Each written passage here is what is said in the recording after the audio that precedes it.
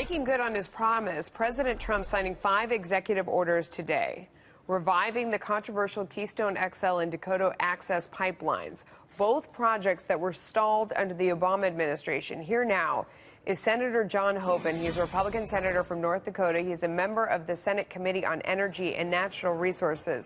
Sir, thank you for joining us today. We're trying to drill down on the specific things that he did to expedite this pipeline, because he was trying to do, in my read, wave his magic wand to get things rolling. But of course, in Washington, that's very hard.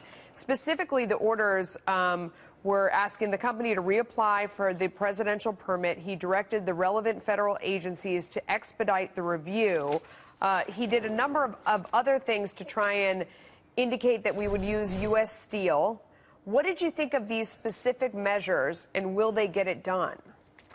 Yeah, essentially, he issued executive orders that will expedite the process for permitting these pipelines. And that's what we need. We need legal and regulatory certainty so that we can build the energy infrastructure across this country, which is part of a comprehensive energy plan. In the case of Keystone, that project had been languishing for 7 years under the Obama administration. In the case of the Dakota Access Pipeline, the administration had delayed that one as well. So what these executive orders do is they provide legal and regulatory certainty to move the process forward in an orderly way.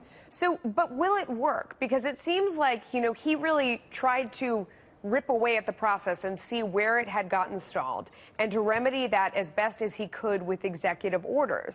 But you have to wonder, is that enough? I mean, the State Department last time did a great job stalling. There were other agencies. Is this enough, do you think? Well, I think it definitely moves us in the right direction. And now, yes, there is follow-up work to do. As a matter of fact, I spoke with the Vice President today, Vice President Pence, and talked about the need to coordinate between the federal authorities, federal law enforcement, state and local, and get everybody working together to make sure that we work through this now in an orderly way. Yeah. And that's what we need to do. So, important step, moves it forward, brings the certainty back in, follow the rule of law. But yes, more to do logistically and make sure that we get this done. The common theme in everything it seems like he's done so far is jobs. If you look at this, it's not just about oil.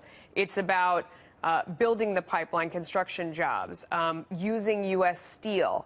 That's American jobs for steel workers. How important is this, do you think, in a jobs perspective?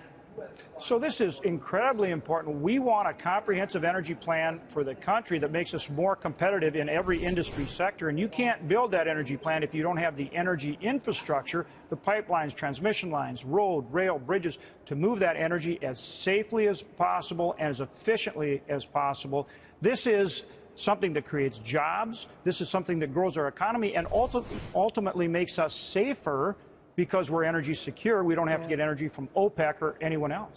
I mean, even when you look at the carrier deals, the other things that seem unrelated, they're all predicated on the idea that we have cheap energy in this country to keep that business here. It's all about jobs, Senator. Thanks for joining us. Appreciate it. Thanks, Melissa.